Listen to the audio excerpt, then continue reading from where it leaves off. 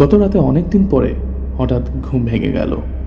রাত 3টের সময় উপর থেকে কেমন একটা খটখট আওয়াজ, অথচ এই উপরের তলায় কেউই কিন্তু থাকে না। আমি একরকম রাগ করে উপরে গিয়ে বেল বাজালাম। জানি কেউ নেই, তবুও মাথা নষ্ট হয়ে আছে। বেল 2বার বাজাতেই হঠাৎ কেউ একজন দরজা খুলল।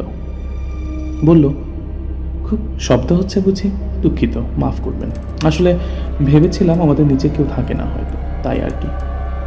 বেশ লাজুক মুখে ছেলেটাই কথাটুকু বলল। আমি বললাম, কিন্তু আমি জানতাম যে এই ফ্ল্যাটে কেউ থাকে না। ও বলল, নতুন এসেছি। আমি জিজ্ঞেস করলাম কবে? ও বলল, এই তো গতকাল। আমি বললাম, ও আচ্ছা, আমাদের ভার্সিটির স্টুডেন্ট নিশ্চয়? ও হ্যাঁ বলল। আমি বললাম, ঠিক আছে, আমি নিচের অ্যাপার্টমেন্টে আছি, শব্দের দিকটা নজরে রাখবেন, একটা ভালো খাট হয়তো উপকারে আসতে পারে। লাভ মেকিংয়ের জন্য ভালো খাট বা বিছানা খুবই গুরুত্বপূর্ণ। কিন্তু আমার ঘুম ভেঙে যাওয়ার চাইতেও খুব বেশি অবাক হলাম এটা ভেবে যে আগের দিন সারাদিন আমি বাসায় ছিলাম, নতুন লোক উঠলো মাথার উপর, একটুও বুঝলাম না। অবাক করা বিষয়। সকালে ঘুম ভাঙতেই পুরো বাসার দায়িত্বে থাকা কেয়ারটেকার কোম্পানিকে কল দিলাম, ধরল না। তাই অফিসে গেলাম, পাশেই অফিস।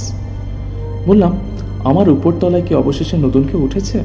ওরা তো শব্দ করছে অনেক, ঘুমের ব্যাঘাত হয়েছে। ওনারা বললেন, কি বলেন, আপনার ডাক্তার দেখানো উচিত, কেউই ওঠেনি। মহিলা রেগে গিয়ে বলল, একটা চাবি নিয়ে বলো, চলুন আমার সাথে। আমি পিছু নিলাম। 3তলার অ্যাপার্টমেন্টের সামনে আমি।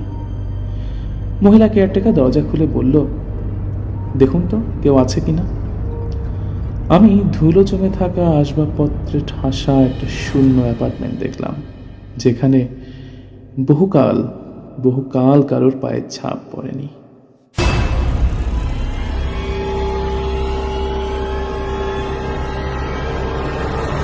ফেরদৌসের গল্প কথা।